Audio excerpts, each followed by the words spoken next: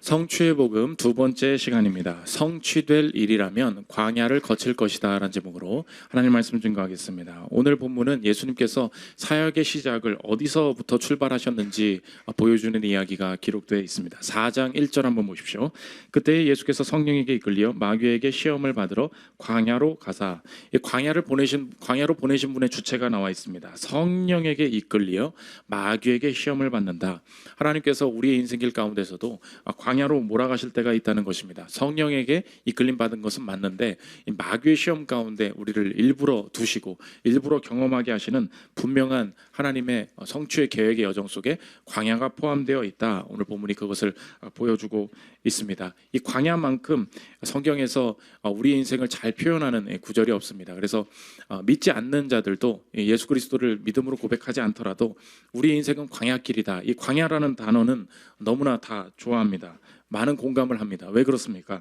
이것만큼 우리 인생을 제대로 표현하는 단어를 찾기 어렵다. 그렇게 공감하기 때문입니다. 그러므로 그만큼 공감이 된다면 실제로 우리 인생의 현실, 물리적이고 영적인 실체가 하나님께서 우리 인생을 광야에 두고 계시다. 그것이 진짜 사실이다. 성경이 그것을 보여주고 있다는 것입니다. 하나님께서 저와 여러분의 삶에 무언가 이루어 가시고 또 성취를 드러내실 때 그래서 꼭 명심해야 될 것이 무엇이냐? 하나님께서 이 성취의 복음이라고 시리즈 주제를 마태복음 시리즈 주제를 잡지 않았습니까? 예수님께서 태어나신 것 자체 예언의 성취였다. 예수님께서 나사렛으로 가신 거, 애굽으로 가신 거 모든 그 성취의 여정들 그 부분도 다 성취였다. 그래서 지난주에 우리가 꼭 붙들어야 될 것이 무엇이었습니까? 하나님께서 내가 예수 그리스도를 믿는 자의 삶으로 신앙을 시작할 때 중간 단계도 성취다. 뭔가 떨어지고 잘 안 되고 어디로 이렇게 밀려가고 가게 된 그 모든 중간 단계도 하나님께서 주시는 성취의 과정으로 보아야 한다. 우리가 그것을 배웠습니다. 근데 하나님께서 우리의 인생에 더 큰 일들을 이루어 가실 때에 하나님의 영광이 우리의 삶에 남아 있다면 내 현재에 꼭 무엇을 거쳐가게 하시느냐, 그것을 정리하면 오늘 제목과 같다는 것입니다. 성취될 일이라면 광야를 거칠 것이다. 하나님께서 분명히 무언가를 이루고자 하시는 일이 있을 때 우리 인생의 출발점으로 맨 처음 들어가게 하시는 그 장소가 어디냐? 광야를 거치게 하신다는 것입니다. 그래서 철로역정을 썼던 이 존 버년이라는 작가가 이렇게 우리의 광야 같은 인생길을 묘사합니다. 들어보십시오. 다른 날에는 볼 수 없고 그런 고난의 날에만 볼 수 있는 하나님의 모습이 있다. 우리는 평안한 날에는 분수를 모르고 자기 자신을 실제 모습보다 훨씬 뛰어나고 강한 존재로 생각하기가 쉽다. 그때 마침 시련의 날이 우리에게 찾아온다. 하나님이 우리에게 도움의 손길을 내밀지 않으시면 우리는 살 수 없다. 적당한 때에 시련의 겨울을 겪지 않으면 우리의 육신은 헛되이 자라고 말 것이다. 어떤 나라에서는 겨울이 없어서 나무들이 자라기는 하는데 열매를 맺지 못한다고 한다. 우리 지금 주제가 성취의 복음 아닙니까? 열매를 맺어야 될 거 아닙니까? 나무가 자라기는 하는데 열매가 없다, 성취가 없다. 왜 그렇습니까? 오늘 번연의 말에 따르면 겨울이 없기 때문에 우리 인생의 열매, 열심히 사는데 왜 열매와 성취가 사라지는가? 본질을 꿰뚫고 있는 말이라고 생각합니다. 우리 인생의 광야길, 우리 인생의 겨울이 있을 때에 하나님께서 분명히 그 성취를 만들어가고 계시다. 우리가 확신할 수 있다는 것입니다. 오늘 예수님께서 당하시는 세 가지 시험이 묘사되고 있는데 이 시험의 단계를 보면 우리의 가장 밑바닥부터 우리 인생의 가장 꼭대기까지 단계적으로 훑고 가는 시험이다. 오늘 그것을 알 수 있습니다. 이 세 가지 시험이 무엇인지 살피고 그 속에서 주시는 하나님께서 주시는 메시지를 살피겠습니다. 오늘은 세 가지로 살피지 않고 네 가지로 살피겠습니다. 차례로 보면 첫째로 살필 것은 생존의 시험입니다. 예수님이 첫 번째로 겪으신 시험의 주제는 무엇이냐? 우리 인생의 세 가지 시험 중에 하나인데 생존의 시험을 하나님께서 허락하신다는 것입니다. 4장 2절 보십시오. 40일을 밤낮으로 금식하신 후에 줄이 신지라. 일부러 예수님이 처하신 상황을 기록하고 있습니다. 40일 동안 아무것도 먹지 못한 상태이다. 그래서 잘못하면 이 먹는 거 못 먹어서 제대로 먹지 못해서 죽기 직전이다. 이 생존에 대한 위협의 순간을 나타내고 있다는 것입니다. 그때 이 시험하는 자가 유혹을 던집니다. 3절 보십시오. 시험하는 자가 예수께 나와서 이르되 내가 만일 하나님의 아들이거든 명하여 이 돌들로 떡덩이가 되게 하라. 많은 사람들이 이 시험을 보면서 착각하는 게 뭐냐? 예수님께서 우리에게 그러니까 하나님께서 우리에게 시험을 줄 때는 그 극악에 참을 수 없는 상황들을 주어주면서 이거 얼마나 오래 참는지 볼 거야. 우리에게 이렇게 퀴즈 내는 식으로 우리에게 시험을 주신다는 생각을 할 때가 있습니다. 지금 40일 굶었는데 먹는 거 못 만들어 먹게 한다. 그러니까 하나님은 어떤 분이냐? 누가 먹는 거 오래 참나? 이걸 보여주는 거예요. 지금 그 테스트를 하는 게 아니라는 것입니다. 어젯밤에 너 왜 BBQ 먹었니? 너 탈락. 이 지난 야식에 굴복한 자여. 너는 시험에 떨어졌느니라. 너는 복이 없을 줄 알아라. 이런 식으로 말씀하시는, 지금 내용이 그렇잖아요. 굶었는데 먹지 말래. 그러니까 뭔가 내가 유혹에 넘어가는 상황들을 해놓고서 이것을 어긴 거, 너 이 BHC에 넘어간 자여, 너에게 저주가 있을지어다. 이런 식으로 우리의 인생에 말씀하신다. 이게 묘사할 때가 많이 있다는 것입니다. 그거 아니에요. 오늘 본문에 쓰여진 내가 하나님의 아들이거든, 이 말이 뭐냐? 내가 메시아이니까 당연히 이런 얘기예요. 당연히 이런 일을 할 수 있는 것이지 않니? 한번 생각해 보십시오. 이 시험을 그냥 읽으면 굉장히 예수님도 시험을 당하셨나 봐. 굉장히 은혜롭다 이렇게 읽지만 가만히 이 시험을 보면 이게 왜 시험이고 왜 이렇게 해야 되는지 알 수 없는 말이라는 것입니다. 오늘 지금 마귀가 명한 게 뭐예요? 돌로 떡덩이가 되게 하라. 이거 죄 아니에요. 이거 죄 아니에요. 내가 배가 고파요. 그래서 돌이 있어요. 근데 난 메시아예요. 그러니까 돌을 떡덩이로 만들어서 먹어라. 먹으면 죄입니까? 전혀 그렇지 않다는 것입니다. 실제로 이 시험을 자세히 들어가 보면 이게 뭐가 죄야? 이게 왜 시험이야? 이렇게 생각이 된다는 것입니다. 지금 마귀가 예수님에게 던지고 있는 시험의 본질은 무엇이냐? 내가 하나님의 아들이거든. 이게 무슨 뜻이에요? 내가 메시아니까 너는 아무거나 당연히 할 수 있지 않느냐? 그러니까 돌로 떡덩이를 만들어라. 무슨 뜻이냐? 내 나름대로 살아갈 수 있는 방식을 만들어서 살아라. 그 뜻이 된다는 것입니다. 그런데 하나님께서 우리에게 주시는 메시지가 무엇이냐? 우리에게 주시는 적용적인 메시지는 뭐냐? 생존의 시험이라 그랬죠. 어렵다고 아무거나 하면서 사는 게 아니라는 것입니다. 지금 시험에 단계가 있다 그랬잖아요. 맨 밑바닥부터 보여주시는 거예요. 첫 번째 시험이 뭐라고요? 생존의 시험이에요. 생존의 시험은 뭐예요? 먹고 살기가 힘들어요. 이렇게 되다가는 망해요. 이렇게 되다가는 굶어요. 이렇게 되다가는 취업 못해요. 우리의 인생의 생존을 건드리기 시작한다는 거예요. 그런데 우리의 인생에 가장 어려울 때에 돌로 떡덩이가 되게 하라. 이게 세상적으로 볼 때는 나쁜 일이 아니라는 거예요. 죄 짓는 일이 아니에요. 그런데 돌로 떡덩이가 되게 하라는 게 무슨 뜻이에요? 어렵다고 아무거나 해도 된다. 어려우니까 아무거나 하면서 살아도 된다. 이거 아니라는 것입니다. 아무리 어려워도 아무 짓이나 하면서 사는 거 아니다. 적용하면 뭐예요?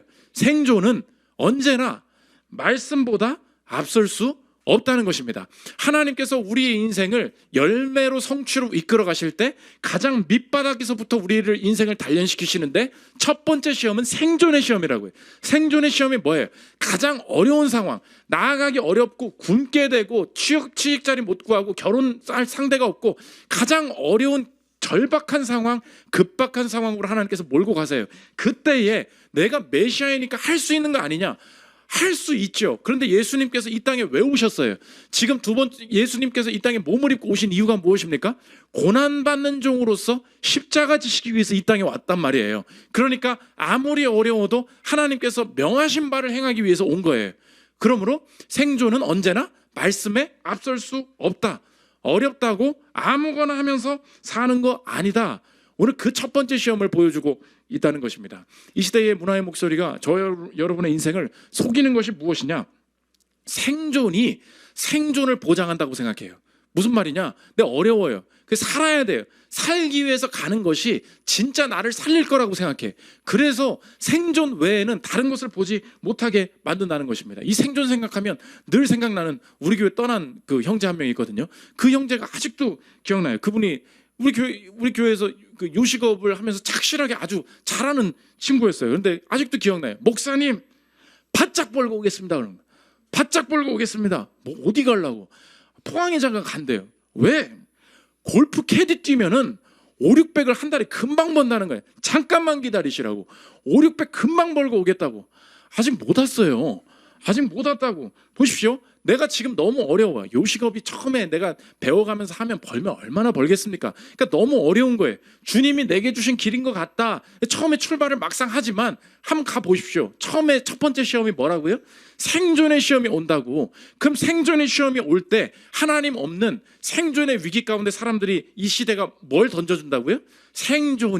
그러니까 생존을 내가 추구하는 것이 진짜 생존을 보장해 줄 수 있을 것이다. 이렇게 속인다고요. 속지 마십시오. 우리가 오늘 꼭 명심해야 될 게 뭐냐? 생존이 생존을 보장하지 못해요. 오늘 여러분 지금 주변에도 있죠? 바짝 벌고 오겠다는 그 친구 안 보이죠? 그거 뭐 따라간 거예요? 내가 바짝 벌 수 있는 생존 따라갔다고. 근데 인생이 생존 따라가면 풀립니까?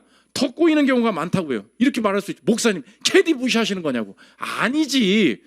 캐디는 하지 말라는 뜻. 아니지. 이렇게 물어야 돼요. 캐디는 쉽냐? 그쵸? 인생 쉬운 줄 알아요. 캐디는 쉽냐고. 누가 뭐 하나 해가지고 월급 벌면 그게 그냥 500 주는 줄 알아? 그냥 600 주는 줄 알아? 절대 그렇지 않다고요. 인생에 뭐 그렇게 해서 생존을 찾아가면 쉽게 될 것이다. 그게 착각이라는 것입니다. 오늘 첫 번째 시험, 생존의 시험에서 하나님께서 보여주시는 게 뭐냐? 생존은 결코 말씀에 앞설 수 없다. 어렵다고 해서 아무거나 하면서 사는 거 아니야. 삶의 구체적인 영역 속에 저 여러분 한번 적용해 보십시오. 요즘 누가 이렇게 믿는 사람이랑 그 가정을 꾸리냐? 내 마음대로 그냥 아무튼 어려우니까 어려운 상황대로 살면서 사람 만나고 결혼해서 그냥 아무나 만나서 살아야지. 이거 뭐예요? 어려우니까 내 마음대로 나름대로 돌로 떡덩이가 내 나름대로 살아갈 수 있는 방식을 네 마음대로 만들어서 살아라. 거기서 무시되는 게 뭐예요? 생존이 언제나 말씀보다 앞서 버리는 거예요. 그게 첫 번째 우리가 경험하는 생존의 시험이라는 것은 요즘 누가 애 낳고 그렇게 힘들게 사냐. 아무리 결혼을 해도 나름대로 살아갈 수 있는 방식을 만들면서 살아야지. 애 안 낳는 게 죄예요? 그건 아니죠. 그게 죄라는 게 아니에요. 뭐가 죄라는 거예요? 내가 상황이 어려우니까 애를 안 낳으려고 하는 결정 그 자체가 모든 근거가 뭐냐? 내가 어려우니까 돌로 떡덩이 만들어 살아라. 뭐라고요? 생존이 어려우니까 내 나름대로 살아갈 수 있는 방식을 만들어서 살아라. 무시된 게 뭐예요? 하나님이 어떤 것을 원하시는가? 하나님이 어떻게 이끄시는가? 말씀이 선행되는 것이 전혀 없다는 것입니다. 어떻게 11조 어떤 형제가 와서 물어보라. 어떻게 요즘 11조를 버는 대로 다 하냐요? 그래서 나는 적당히 드린대. 우리 가정에 나름대로 또 살아가야 될 길이 있기 때문에 적당히 헌금하면 된다고 생각해요. 적당히 헌금하고 적게 헌금했기 때문에 죄라는 게 아니에요. 뭐가 문제예요? 그 속에 있는 사고방식이 무엇입니까? 돌로 떡덩이가 되게 하라. 지금 상황이 어렵지 않느냐? 그러니까 생존은 언제나 말씀보다 앞서야 돼요. 내가 나름대로 살아갈 방식을 만들어야 한다. 그래서 온전한 11조를 못하는 거예요. 적게 헌금한 게 죄가 아니에요. 핵심은 뭐예요? 돌로 떡덩이가 되게 해라. 어떻게 매주 예배를 드립니까? 적당히 좀 놀고 쉬고 온라인도 하고 한 달에 한 번 정도 잠깐 인사하고 하면 되는 거지. 뭐예요? 적당히 내가 내 나름대로 살아갈 수 있는 방식을 만들면서 살면서 생존 속에 내가 어렵다고 아무거나 하면서 사는 거 아니야. 하나님께서 그것을 보여주고 계시다는 것입니다. 오늘 여러분이 나름대로 풀고 있는 스트레스 푸는 방식이 있잖아요. 나름대로 내 뒤에서 해결하는 업무 처리의 방식들이 있잖아요. 어떻게 영업할 때 정석대로 합니까? 나름대로 살려는 방식이 있지. 첫 번째 시험이 뭐예요? 생존의 시험이에요. 가장 어려울 때 어떻게 살아요? 어려우니까 내 나름대로 살아도 된다. 여기서 무시되는 게 뭐예요? 말씀이 무시된다고. 생존은 언제나 말씀보다 앞설 수 없다. 그래서 예수님께서 이 땅에 그 돌로 떡덩이가 되게 하라고 했을 때 이건 지금 먹는 거 가지고 버텨보라고 하는 얘기가 아니야. 4절 보십시오. 예수께서 대답하여 이르시되 기록되었으되 사람이 떡으로만 살 것이 아니요 하나님의 입으로부터 나오는 모든 말씀으로 살 것이니라 하였느니라 하시니 내가 이 어려운 상황 중에서도 주님이 원하시는 일을 하는 것이 첫 번째 목표다. 이 모든 시험이 어디로부터 시작이냐? 이스라엘이 맨 처음에 이스라엘 백성들이 광야에서 시험당할 때랑 똑같다는 것입니다. 신명기 8장 3절 보십시오. 너를 낮추시며 너를 줄이게 하시며 또 너도 알지 못하며 내 조상들도 알지 못하던 만나를 내게 먹으신 것은 사람이 떡으로만 사는 것이 아니요 여호와의 입에서 나오는 모든 말씀으로 사는 줄을 내가 알게 하려 하심이니라. 만나를 내린 그 사건을 보고 하나님 뭐라고 하시냐? 사람이 떡으로만 살 것이 아니다. 떡으로만 살 것이 아니다라는 말 속에서 알 수 있죠. 하나님은 떡이 필요하다는 것을 인정하시는 분이십니까? 아니십니까? 인정하시는 분이에요. 사람에게 떡이 중요해요? 안 중요해요? 중요하다는 거예요. 우리가 돈 벌고 결혼하고 커리어에 대해서 신경 쓰고 성적을 올리고 내 인생이 좋은 배우자 만나는 거 중요해요? 안 중요해요? 하나님께서는 너무나 중요하다고 생각하신다는 거예요. 떡으로 살아야 된다는 거예요. 그런데 그 모든 상황 속에 어려운 일이 생겨서 생존의 위협이 있을 때 절대 포기하지 말아야 될 것이 무엇이냐? 언제나 생존은 결코 말씀보다 앞설 수 없다.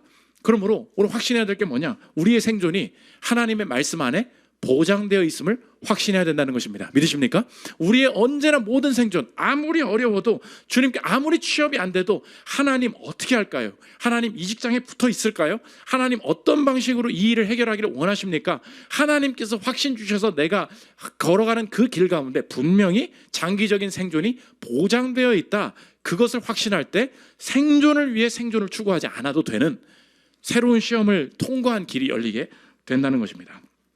두 번째로 살펴볼 것은 형편의 시험입니다. 첫 번째 시험이 뭐랬어요? 생존의 시험이죠. 그 다음에 이 시험은 그냥 세 가지 시험이 그냥 던져진 게 아니라 우리의 인생의 가장 밑바닥부터 가장 꼭대기까지 단계적으로 지금 훑어가는 것을 알 수 있는데, 첫 번째로 바닥의 생존의 시험이었고 두 번째는 형편의 시험이 온다는 것입니다. 4장 5절 보십시오.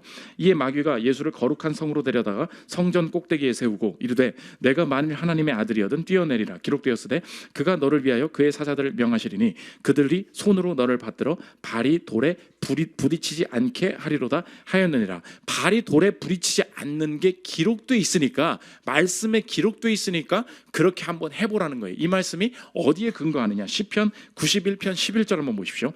그가 너를 위하여 그의 천사들을 명령하사 내 모든 길에서 너를 지키게 하심이라. 그들의 손으로 너를 붙들어 발이 돌에 부딪히지 아니하게 하리로다. 뛰어내리면 천사들이 붙잡아 줄 것이라는 의인을 향한 하나님의 일하심이 말씀 앞에 보장돼 있는 거예요. 그러니까 그걸 한번 해보라고 말씀을 근거로 시험을 던졌더니 예수님께서 뭐라고 하시냐? 주 너의 하나님을 시험하지 말라. 이 문제는 어떤 문제냐? 그렇게 하는 것은 여호와를 시험하는 것이다. 이렇게 이야기를 한다는 것입니다. 그러니까 함부로 기적을 요구하고 함부로 그런 것들을 하나님 앞에 요구하는 것은 하나님을 시험하는 거니까 하지 말아야지. 단순히 지금 이것을 요구하는 게 아니라는 것입니다. 주 너의 하나님을 시험하지 말라는 뜻은 무엇이냐? 하나님께서 돌에 부딪히지 않을 것이니까 한번 뛰어봐라. 지금 생존의 시험을 넘어서서 이것은 형편의 시험을 말하고 있다는 것입니다. 형편이란 무엇이냐? 하나님께서 내게 이 하나님을 믿고 갔더니 내 인생에 경험하게 되는 일이 있어요. 그런데 하나님께서 돌을 뛰어내리면 나를 지켜주시고 붙들어 주신다고 하셨어. 근데 왜 안 지켜주셔? 그 순간 내 인생의 마음속에 드는 생각이 무엇입니까? 하나님이 날 사랑하신다며, 하나님이 날 지켜주신다며, 근데 왜 내 형편은 이 모양밖에 안 돼? 왜 날 안 지켜주셔? 왜 좋은 배우자가 안 나타나? 왜 좋은 집에 못 살아? 왜 이 학교에 못 들어가? 라고 하면서 어느 순간에 내가 마음에 들지 않는 형편에 딱 놓였을 때 그 순간에 내 마음속에 드는 생각이 뭐예요? 그러므로 하나님은 날 버리셨나 봐. 그러므로 하나님은 날 사랑하지 않으시나 봐. 무엇을 근거로 해서 하나님에 대한 생각이 바뀌게 됩니까? 형편을 놓고 바뀌게 된다고. 4장 7절 한번 보십시오. 또 이르시되, 예수께서 이르시되 또 기록되었을 때 주 너의 하나님을 시험하지 말라 하였느니라 하시니, 이게 기록되어 있다는 거예요. 어디에 기록되어 있냐? 신명기 6장 16절 보십시오. 너희가 마사에서 시험한 것 같이 너희의 하나님 여호와를 시험하지 말고, 이스라엘 백성이 마사에서 여호와를 시험했다는 거예요. 마사가 어떤 곳이었냐? 광야길을 출애굽해서 나온 거, 하나님이 생존하게 하신 건 통과했어요. 근데 두 번째로 어떤 시험이라고요? 형편의 시험. 마사에 갔더니 물이 없는 거야. 그러니까 이스라엘 백성들이 어떻게 되느냐? 물도 안 주고 뭐 하시는 거냐? 갑자기 이 얘기가 나온 거예요. 물도 안 주신 걸 보니까 우리 목말라 죽이려고 하시는 거구만. 이렇게 얘기를 하면서 이스라엘의 태도가 어떻게 변하게 되느냐? 어디 한번 물 안 주나 볼 거야. 아주 그냥 밤에 아주 삼다수 안 갖다 놓으면 알아서 해. 쿠팡으로 배달시켜놔. 안 주면은 사랑 안 하는 거야. 이렇게 갑자기 바뀌기 시작하는 거예요. 내가 원하는 형편이 뭐예요? 물을 충분히 먹고 싶다고. 근데 주님께서 이끌어 가시는 형편이 뭐예요? 물이 없어. 그러니까 뭐 때문에 지금 시험에 들어요?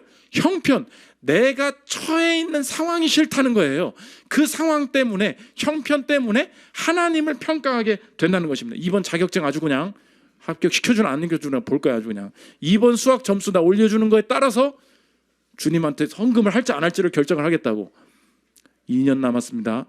결혼 2년 안에 갖다 놓은 안자를 안 갖다 놓으면 주님 알아서 하시라고. 아무튼간 난 평생 온라인 예배라고. 그냥 우리가 지금 이렇게 얘기하는, 겉으로는 안 하지, 마음속으로 얘기하는 그것들이 있지 않습니까? 이 모든 게 뭐냐? 적용하면 이거예요. 처한 형편을 하나님을 평가하는 도구로 삼는 거. 이 시험이 온다는 것입니다. 뭐라고요? 처한 형편을 하나님을 평가하는 도구로 삼는 거. 오늘 뛰어내려 지켜주시겠지. 지켜주셔야 주님이 사랑하신다는 거예요. 그러니까 그 상황에 놓여지지 않으면 주님은 나를 사랑하지 않으시는 거야. 이게 바로 여호와 하나님을 시험하는 행위라는 것입니다. 시험하는 행위가 뭐라고요? 생존은 넘어갔어요. 그래서 주님 뜻대로 살아갔어요. 살아갔는데 내 인생에 원하지 않는, 마음에 들지 않는 형편이 펼쳐져요.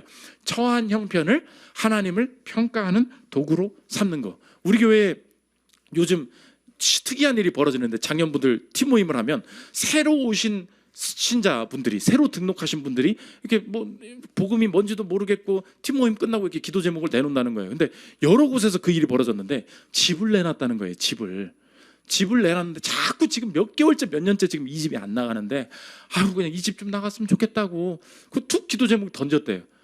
집이 나간 거야. 다음 주에 와서 주님이 살아계시다고. 내가 뭔지 모르겠는데 아무튼 이거는 하나님이 살아계신 것 같다고. 근데 그 일들이 작년팀 중에 몇 곳에서 동시에 몇 주 만에 벌어진 거예요. 그것도 새로 등록하신 분들만 골라서 집이 팔린 거예요. 문제는 뭐냐? 이 새신자분들이 모르는 게 있어. 그 이야기를 받아 적고 있었던, 그 이야기를 듣고 있었던 팀원들도 집을 내놨던 거예요. 그분들은 6개월째 안 나가고 1년째 안 나가고 2년째 안 나가고 있는 거야. 그러니까 다른 형편에, 다른 시험에 지금 있다는 걸 알 수 있죠. 첫 번째, 하나님께서 내 인생 가운데 하나님을 드러내시고 확증을 주실 때 생존에 어떻게 하나님이 살아계신 걸 보여달라. 집이 팍팍 나가요. 갑자기 몇 년 동안 안 나갔던 게. 여러분 지금 6개월째 안 나가죠? 내놨죠. 지금 네이버 부동산에 계속 안 나가죠. 하나님께서 그때에, 아니 어떻게 이렇게 새로운 사람들은 나가는데 나는 왜 안 나가게 하시냐? 그때 두 번째 시험이라고. 두 번째 시험은 뭐예요? 형편의 시험이에요. 형편의 시험이 뭐라고요? 처한 형편을 하나님을 평가하는 도구로 삼는 거. 그러면 우리 인생의 새로운 적용은 무엇입니까? 이렇게 적용할 수 있죠. 주신 모든 상황을 선으로 받는 마음. 이게 우리 인생의 구원이 된다는 것입니다. 뭐라고요? 주신 모든 상황을 선으로 받는 마음. 이게 형편의 시험이라는 거예요. 분명히 내 인생에 원치 않고 내가 기질적으로 약한 상황들이 있습니다. 그때에 이스라엘이 딴 때 안 넘어졌어요. 뭐에서 넘어졌어요? 물 없을 때. 물만 없어지면 하나님에 대한 태도가 확 바뀐다고. 우리 인생도 마찬가지예요. 그러므로 내 인생에 적용적으로 어떻게 질문을 해야 되느냐? 하나님을 향한 기쁨과 감사, 신뢰를 가장 추락하게 만드는 내 삶의 형편은 무엇인가? 그 형편이 사람마다, 기질마다 다르다는 거예요. 하나님이시라면 떨어져도 내가 결혼시켜줘야지. 이 배우자 문제에 있어서 완전히 나락으로 가는 사람이 있어요. 성적만 떨어지면, 내 매출만 떨어지면, 내 인생에 특별히 내 기질적으로 하나님을 평가하고 처한 형편 때문에 무너져버리는 삶의 모습들이 있다는 것입니다. 그러므로 혹시 여기 결혼 안 하시고 내 배우자나 내 남자친구, 여자친구가 이 결혼할 만한 사람인지 판단하려는 중요한 시금석이 있어요. 적용인데 꼭 한번 내 자신이나 그 옆 사람한테 한번 기억해 보십시오. 특정한 형편을 지독하게 고집하거나 특정한 형편을 지독하게 싫어하는 사람은 아직 이 형편의 시험 가운데 자유하지 못한 사람일 수 있습니다. 뭐라고요? 특정한 형편을 지독하게 고집하거나 특정한 형편을 지독하게 싫어하는 사람은 주신 모든 상황을 선으로 받을 수 없는, 아직 이 형편의 시험 가운데 자유롭지 못한 사람일 수 있다는 것입니다. 결혼을 앞두고 있는데 말하는 거예요. 나는 무조건 이 집에 살아야 돼. 오빠 그런 줄 알아. 난 절대 이런 데 못 살아. 그 살고 싶은 거는 당연한 마음이죠. 우린 다 좋은데 살고 싶잖아요. 근데 우선되는 게 뭐예요? 주신 모든 상황을 선으로 받는 마음이 없다 보니 하나님께서 어쩌다가 우리 가정이 이렇게 이 꼴로 결혼을 시작하게 하시는지 이렇게 말해요. 그럼 뭐예요? 내가 특정한 형편을 지독하게 고집해요. 못 살게 되는 형편이에요. 그 상황도 선으로 받을 수 있는 거예요. 특정한 형편을 지독하게 싫어해요. 난 진짜 이런 직장은 진짜 가기 싫어. 그 안에 사라져버린 게 무엇입니까? 형편의 시험을 내가 벗어나지 못하고 있다는 거예요. 요새 MBTI 많이 하지 않습니까? MBTI를 보면 J, 엄청 계획적인 사람, 지독하게 싫어하는 게 뭐예요? 계획 틀어진 거, 그죠? 이 계획대로 되지 않은 거 하나님께서 그렇게 몰고 가신다고. 왜요? 특정한 형편에 처하지 못할 때 내 인생이 다 무너진다고. 그 형편 속에도 주신 모든 상황을 선으로 받는 마음. P 있죠. P는 뭐예요? 인식형. 지 마음대로 하면 살잖아. 그런 사람들이 제일 싫어하는 게 뭐예요? 누가 나한테 자꾸 뭐 시키고 압박하고 시간 지키라고 그러고 뭐 마감 정해주고 뭐 목사님 미치겠어요. 하나님 일부러 그렇게 몰고 가신다고요. 왜요? 특정한 형편을 지독하게 고집하는 것 속에서 하나님이 내게 주신 물 없는 형편, 이 형편 속에서도 하나님께서 선한 것을 만들어 내실 수 있다. 오늘 그래서 특정한 형편에 대한 지독한 고집이 있다면 형편 속에 모든 주어진 상황을 선으로 받는 이 시험, 여기서 하나님께서 자유하기를 원하신다. 하나님께서 그것을 보여주고 계시다는 것입니다. 마지막 세 번째, 경배의 시험입니다. 마지막 시험은 뭐냐? 경배의 시험이 있었다는 겁니다. 4장 8절 보십시오. 마귀가 또 그를 데리고 지극히 높은 산으로 가서 천하만국과 그 영광을 보여 이르되 만일 내게 엎드려 경배하면 이 모든 것을 내게 주리라. 이 예수께서 말씀하시되 사탄아 물러가라 기록되었으되 주 너의 하나님께 경배하고 다만 그를 섬기라 하였느니라. 경배하라. 그런데 이 경배의 시험 뒤에 무엇이 붙어 있었다는 것입니다. 앞에 그 9절 한번 다시 띄워주십시오. 이르되 만일 내게 엎드려 경배하면 이 모든 것을 내게 주리라. 마지막 경배의 시험이 뭐예요? 경배해. 그러면 내가 진정으로 원하는 그 마지막 것을 줄게. 경배 뒤에 뭐가 붙어요? 경배 뒤에 마지막이 있어요. 그래서 이 경배의 시험은 다른 말로 하면 마지막의 시험이에요. 마지막에 뭐가 있냐? 경배하라. 그러면 모든 것을 주겠다. 예수님이 뭐라고 이 시험을 대적하시냐? 10절 다시 보십시오. 주 너의 하나님께 경배하고 다만 그를 섬기라. 무슨 뜻이에요? 경배가 끝이야. 경배가 마무리야. 그러므로 저 여러분의 섬기고 있는 다른 모든 신, 이 세상의 다른 모든 종교는 사실 무엇이냐? 나를 섬기는, 내가 원하는 마지막의 것을 얻기 위해서 경배하는, 경배 뒤에 마지막을 붙이는, 자신을 섬기는 우상숭배라는 것입니다. 이 세상의 모든 신은 다 똑같아요. 이 세상의 모든 우상숭배는 다 똑같아요. 경배하라, 아들이 낳게 될 것이다. 경배하라, 시험에 붙게 될 것이다. 11조하라, 풍요로움이 있을 것이다. 모든 시험의 핵심은 뭐예요? 경배하라에서 끝나지 않는 거예요. 경배하라가 마지막이 아닌 거예요. 경배하라 다음에 경배만 하면 진짜로 마지막에 내가 원하고 있는 그 모든 것을 줄 것이다. 예수님께서 보여주시는 것은 무엇입니까? 다만 그를 섬기라. 그분을 예배하는 것이 내가 원하는 마지막입니다. 마지막의 시험이 경배의 시험이라는 것입니다. 그러므로 적용이 무엇입니까? 그럼 목사님, 내 인생에 이렇게 걱정되는 아들도 낳게 해야 되고 누구도 전도해야 되고 돈도 벌어야 되고 원하는 게 있지 않습니까? 그러면 내 인생의 이 마지막 이거 어떻게 합니까? 그렇지 않아요. 순서가 바뀌는 거예요. 그러면 내 인생에 어떻게 변하게 되느냐? 내 다음이 놓아져야 돼요. 내 마지막이 놓아지게 되는 구원을 경험하게 된다는 것입니다. 마지막이 어떻게 놓아집니까? 내 마지막을 이미 보장하신 분, 그걸 만나는 거예요. 예수님이 이 땅에 오셔서 우리에게 말씀하신 게 무엇입니까? 다 이루었다. 우리에게 주신 약속이 뭐예요? 우리의 마지막이 결코 흔들리지 않을 것이다. 마지막에 대한 구원을 보장하신 분이 예수님이심을 믿으십니까? 그러므로 마지막은 내가 스스로 추구하는 게 아니에요. 마지막은 보장된 거지. 그 보장을 확신할 때 마지막 시험이 뭐라고요? 마지막 꼭대기야. 경배의 시험이라고요. 마지막에 원하는 것이 뭐냐? 내 마지막에 대한 확신은 그분을 즐거워하고 그분을 경외하며 그분을 섬기는 것 자체가, 예배드리러 오는 것 자체가 내 인생 마지막 즐거움입니다. 마지막은 내가 다루지 않습니다. 마지막은 그분이 다루십니다. 다 이루었다 말씀하신 그분이 마지막을 책임지시기 때문에 내가 오늘 해야 될 것은 경배하는 일입니다. 경배로서 족합니다. 마지막은 그분이 다루시기 때문입니다.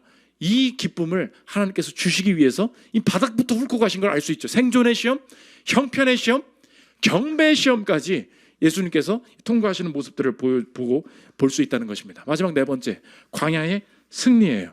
그러므로 저 사랑하는 우리 한사람교회 성도 여러분, 예수님께서 생존의 시험, 형편의 시험, 이 경배의 시험을 통과하신 것처럼 여러분도 광야의 인생길 가운데 주와 함께 동행함으로 말미암아 이 생존의 시험, 광야의 시험, 경배의 시험을 꼭 통과하시기를 주님의 이름으로 축원합니다 라고, 요새 잘 안 속네 이제, 이렇게 이야기하면은 맞는 말이에요. 맞는 말인데 이 본문이 진짜 말하고자 하는 그 이야기가 아니라는 것입니다. 한번 생각해 보십시오. 이제 우리도 예수님처럼 우리에게도 그 시험이 다가온다는 거예요. 생존 앞에서, 형편이 마음에 드는 거 아닌 거 앞에서, 원하는 건 따로 있는데 경배해야 되는 상황 앞에서 이 시험에 통과하지 못하면 우리는 복을 얻을 수 없고, 이 시험에 통과하지 못해서 하나님께서 우리 인생을 지금 가로막고 계신가 보다, 그래서 내 인생이 지금 막혀 있나 보다, 아니라는 거예요.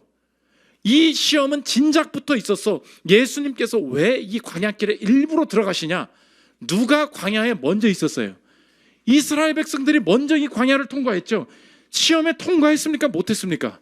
못했어요. 신명기 8장 2절 보십시오. 내 하나님 여호와께서 이 40년 동안에 내게 광야길을 걷게 하신 것을 기억하라. 이는 너를 낮추시며 너를 시험하사 내 마음이 어떠한지 그 명령을 지키는지 지키지 않는지 알려 하심이라. 마음이 지켰어요? 지키지 못했어요? 지키지 못했다고. 지키지 못했는데도 불구하고 어떻게 됐어요? 가나안에 들어갔어요? 못 들어갔어요? 들어갔어요. 이게 무슨 일이냐는 거예요. 예수님이 이 땅에 오셨습니다. 이스라엘이 시험에 통과하지 못한 광야길에 앞서 가시면서 예수님은 시험을 통과하셨다는 거예요. 그러면 이 마태복음 4장을 읽을 때, 와, 예수님은 이런 시험을 통과하셨는데 나의 인생길에도 이런 일이 생기겠지? 나도 이 시험에 통과해야 주님의 복을 얻을 수 있어. 너에게도 시험이 있을 것이다. 너도 이 시험을 통과해야 한다라는 본문으로 마태복음 4장을 읽으면 완전 꽝이라는 거예요. 왜요? 아니, 너는 시험에 통과할 수 없다. 아니, 너는 이미 시험에 통과하지 못했다. 그럼에도 불구하고 이 마태복음 4장이 나에게 아멘으로 다가올 수 있는 것은 너 대신 광야길을 앞서가셔서 시험에 통과하신 분이 계시다. 이것이 우리에게 아멘으로 다가와진다는 것입니다. 나의 인생 하나님 앞에서 뭐 이렇게 살기 어려워지기만 하면 딴짓하면서 생존의 시험 진작에 포기했고, 형편만 어려워지면 주님 앞에 이상한 소리 하면서 내 마음대로 평가했고, 하나님 앞에 왜 예배하느냐? 이걸 원하기 때문에 그 마지막은 하나님이 아니었던 내 인생인데, 이런 인생을 살아가고 있음에도 불구하고 이 시험 가운데, 이 광야 가운데 여전히 소망을 가질 수 있는 이유는 무엇이냐? 내가 첫 발을 광야에 내딛은 것이 아니라 나보다 앞서 이 광야길을 걸어가신 예수님이 이 시험을 나 대신 통과해 주셨기 때문이라는 것입니다. 믿으십니까? 그걸 믿을 때 이제야 내 인생에는 이 시험이 하나님께서 통과하지 못하면 나에게 복을 안 주시는 시험이 아니요, 이미 통과하신 그분이 이 시험의 여정 속에서 내가 아무리 넘어져도 내 인생과 이 가정에 허락하신 주님께서 성취하실 일이 결코 무너지지 않고 실패하지 않을 것이라는 것을 믿을 수 있다는 것입니다. 신현우 교수님이 이 본문을 주의하면서 이렇게 주석을 합니다. 들어보십시오. 하나님께서 이스라엘에게 의도하신 계획에 불순종한 이스라엘은 광야에서 시험에 실패하지만 이 계획은 시험을 이기신 예수를 통해서 실현된다. 예수께서 그의 백성의 대표로서 시험을 받으셨다고 본다면 예수를 대표로 하는 새 이스라엘은 우리죠. 예수 안에서 하나님의 계획을 성취하리라 기대할 수 있다. 아멘. 이게 아멘이 된다는 것입니다. 맞아요. 시험에 지금 여전히 헤매고 있죠. 그럼에도 불구하고 시험을 이기신 분 때문에 우린 가능하다. 히브리서 4장 15절 보십시오. 우리에게 있는 대제사장은 우리의 연약함을 동정하시 못하실 이가 아니요 모든 일에 우리와 똑같이 시험을 받으신 이로되 죄는 없으시니라. 생존의 시험, 형편의 시험, 경배의 시험을 우리 대신 죄 없이 통과하셔서 예수님께서 광야길을 걷는 우리를 죄 없이 통과하는 자로 바라보시고 그리스도로 옷 입는 자마다 이 시험을 통과하게 하시고 성취하게 하시고 승리하게 하실 것을 믿으십니까? 이것을 이제야 믿을 수 있다는 거예요. 그래서 이제 마태복음 4장 이전에 있었던 마태복음 3장에 세례 요한이 똑같이 광야에 똑같이 가서 했던 말이 있다는 거예요. 광야길, 하나님 없으면 내가 직접 이 광야를 통과하면서 하나님 앞에서 내가 얼마나 잘하나 못하냐로 평가받으면서 너 인생에 내가 한 짓에 따라서 너의 인생의 미래가 결정되게 될 거야. 모두가 광야를 그렇게 받아들이고 있었어요. 그런데 광야에 외치는 소리, 세례 요한이 갑자기 나타나서 광야길을 통과할 수 있는 다른 길이 또 있어. 그렇게 외쳤다는 것입니다. 3장 1절 2절 보십시오. 그때의 세례 요한이 이르러 유대 광야에서 전파하며 말하되 회개하라 천국이 가까이 왔느니라. 이거 무슨 뜻이에요?